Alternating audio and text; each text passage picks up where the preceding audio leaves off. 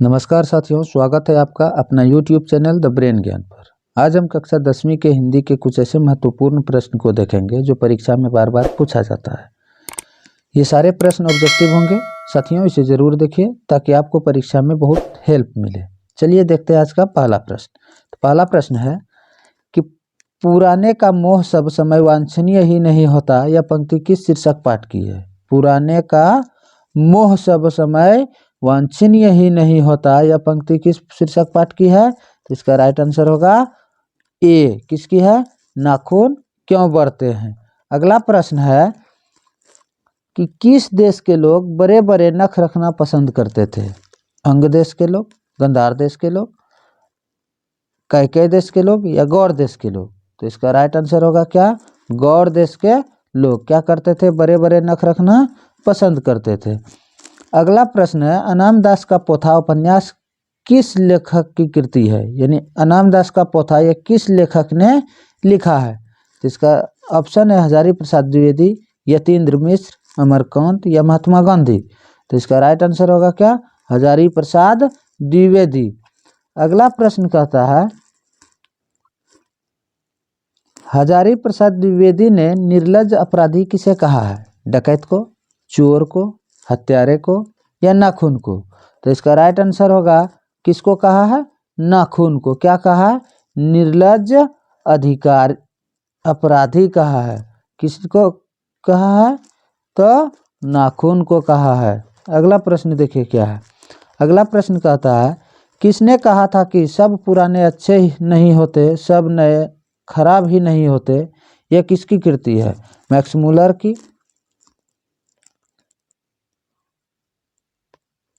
हजारी प्रसाद द्विवेदी की, स्वामी विवेकानंद की या कालिदास की? तो इसका राइट आंसर होगा क्या? हजारी प्रसाद द्विवेदी का। अगला प्रश्न है दधीची की हड्डी से क्या बनता था? इंद्र का वज्र, धनुष, त्रिशूल या तलवार? तो इसका राइट आंसर हो जाएगा क्या बनता था? इंद्र का वज्र। क्या बनता था? इंद्र का वज्र।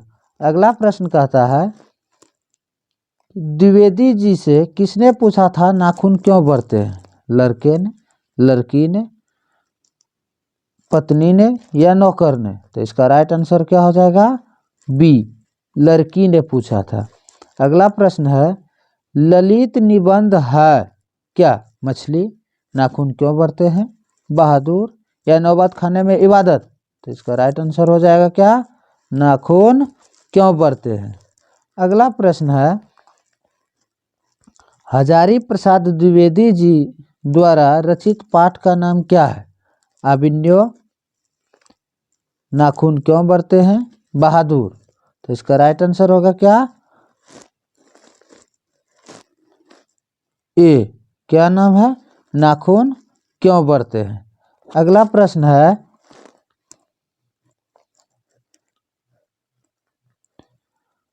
नाखून किसका प्रतीक है? पार्श्ववृत्ति का, मानवता का, प्रेम का या पौरुष का? तो इसका राइट आंसर हो जाएगा क्या? यानी पार्श्ववृत्ति का। ये पुरानी परंपरा का है जो हम लोग पुरानी में पहले क्या होते थे, नख हुआ करते थे, हथियार के रूप में नख का प्रयोग किया करते थे। अगला प्रश्न है कि लेखक के अनुसार मनुष्य के नाखून किसके जीवंत प्रतीक है? मनुष्यता के, सभ्यता के या पार्श्ववृत्ति के या सौंदर्य के? तो इसका राइट आंसर हो जाएगा क्या? पार्श्ववृत्ति के। अगला प्रश्न कहता है हजारी प्रसाद द्विवेदी का जन्म कब हुआ था? 1907 में, 1906 में, 1905 में या 1904 में?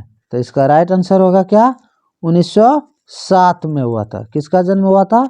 हजारी प्रसाद द्विवेदी का। अगला प्रश्न कहता है कि सहजात वृत्तियां किसे कहते हैं? अस्त्रों के संचय को, अनजान स्मृतियों को, स्व के संबंध को या उपयुक्त में से सभी को? तो इसका राइट आंसर हो जाएगा क्या? अनजान स्मृतियों को। अगला प्रश्न कहता है कि नाखून बढ़ना किसका परिणाम है? ऑप्शन है इसका इच्छा का, मनुष्य की अंध सहजात वृत्ति का, सफलता का या असफलता का? तो इसका राइट आंसर हो जाएगा क्या? बी, मनुष्य की अंध सहजात वृत्ति का। अगला प्रश्न कहता है कि आलोक पर्व शीर्षक निबंध संग्रह किसकी कृति है, यानी किसकी रचना है? हजारी प्रसाद द्विवेदी की, यतीन्द्र मिश्र की, महात्मा गांधी की या अशोक वाजपेयी की? तो इसका राइट आंसर हो जाएगा क्या? ए, हजारी प्रसाद द्विवेदी की, आलोक पर्व शीर्षक। अगला प्रश्न है, आदमी के नाखून क्यों बढ़ते हैं? यह प्रश्न लेखक से किसने किया था? बड़ी लड़की, छोटी लड़की, मंझली लड़की या इनमें से किसी ने नहीं? तो इसका राइट आंसर हो जाएगा क्या? छोटी लड़की ने। किसने पूछा था उनसे? छोटी लड़की ने। अगला प्रश्न कहता है, सूर्य नामक पुस्तक किनकी रचना है?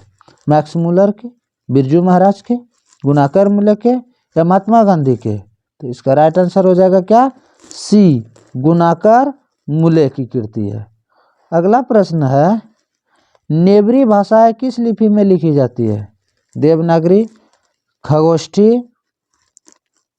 तो इसका राइट आंसर क्या हो जाएगा? देवनागरी भाषा में लिखी जाती है। कौन सी?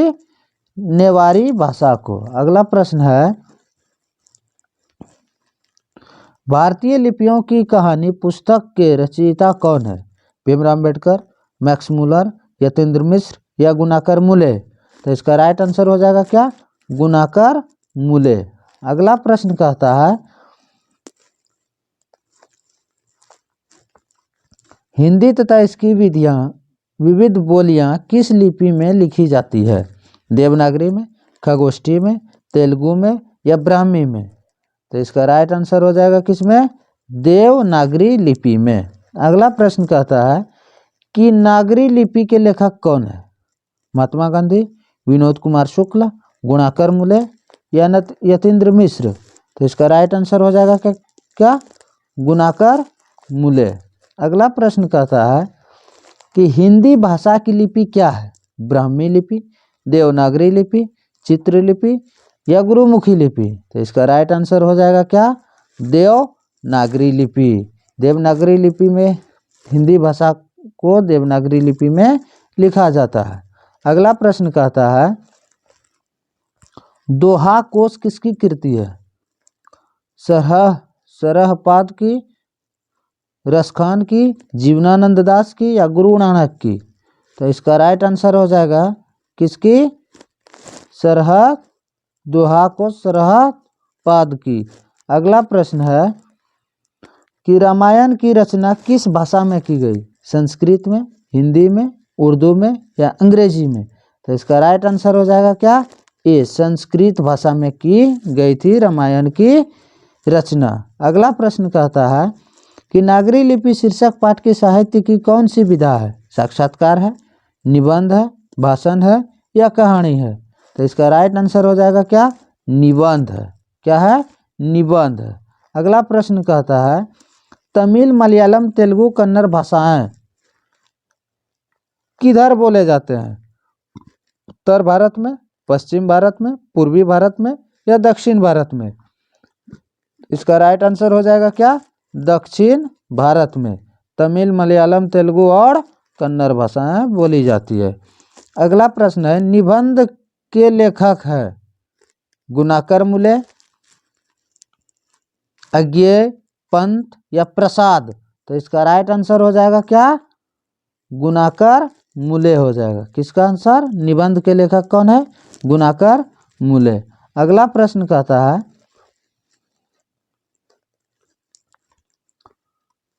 सरहपाद की कृति है किसकी? दोहा कोश, रासो, मृच्छकटिकम या मेघदूत की? तो इसका राइट आंसर हो जाएगा क्या? ए, किसकी हो जाएगी?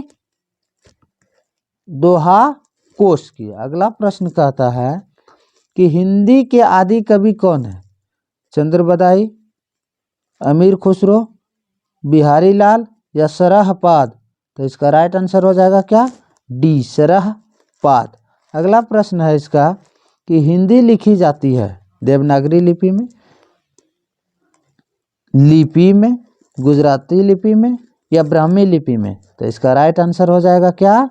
देवनागरी लिपि में। अगला प्रश्न कहता है कि 12वीं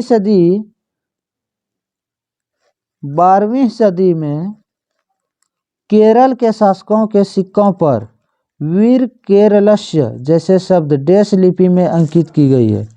ब्राह्मी में, खगोष्ठी में, गुजराती में या इनमें से किसी में नहीं? तो इसका राइट आंसर हो जाएगा किसमें?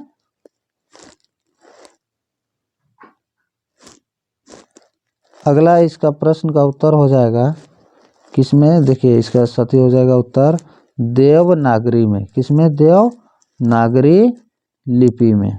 किस लिपि में? देवनागरी लिपि में।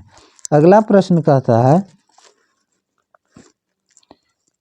ईसा की 14वीं-15वीं सदी के विजयनगर के शासकों ने अपने लेखों की लिपि को क्या कहा? नंदी नागरी, देवनागरी, गुजराती या ब्राह्मी? तो इसका राइट आंसर हो जाएगा क्या? नंदी नागरी कहा। अगला प्रश्न कहता है उत्तर भारत के नागरी लिपि के लेख कब से मिले जाते हैं? 8वीं सदी से, 6ठी सदी से, 9वीं सदी से या 4थी सदी से? तो इसका राइट आंसर होगा कब से? 9वीं सदी से। अगला प्रश्न कहता है नागरी लिपि के आरंभिक लेख हमें कहाँ से मिले? पूर्वी भारत, पश्चिमी भारत, दक्षिणी भारत या उत्तर भारत? तो इसका राइट आंसर हो जाएगा क्या? सी, दक्षिण भारत से। अगला प्रश्न है बेतमा दान पत्र किस समय का है? 1020 ईस्वी की, 1021 ईस्वी, 1022 ईस्वी या 1023 ईस्वी की? तो इसका राइट आंसर हो जाएगा क्या? 1020 ईस्वी की। कब की है? 1020 ईस्वी की। अगला प्रश्न है हिंदी तथा इसकी विविध बोलियां किस लिपि में लिखी जाती है? दोस्तों ये प्रश्न दोबारा रिपीट हो गया है। ये प्रश्न मैंने पहले भी कहा है। इसका क्या आंसर हो जाएगा? देवनागरी लिपि। क्या हो जाएगा? देवनागरी लिपि। अगला प्रश्न है विजयनगर के शासकों के लेख किस लिपि में मिले हैं? ब्राह्मी लिपि, सिंधु लिपि, खगोष्ठी लिपि या नंद नागरी लिपि? इसका राइट आंसर क्या हो जाएगा? नंद नागरी। इसी का अब नया नाम बदल के क्या हो गया है? देवनागरी लिपि। अगला प्रश्न कहता है परमार शासक भोज कहाँ के रहने वाले थे? धारा नगरी के, मेवाड़ के, कन्नौज के या अजमेर के? तो इसका राइट आंसर हो जाएगा क्या? ए, धारा नगरी के।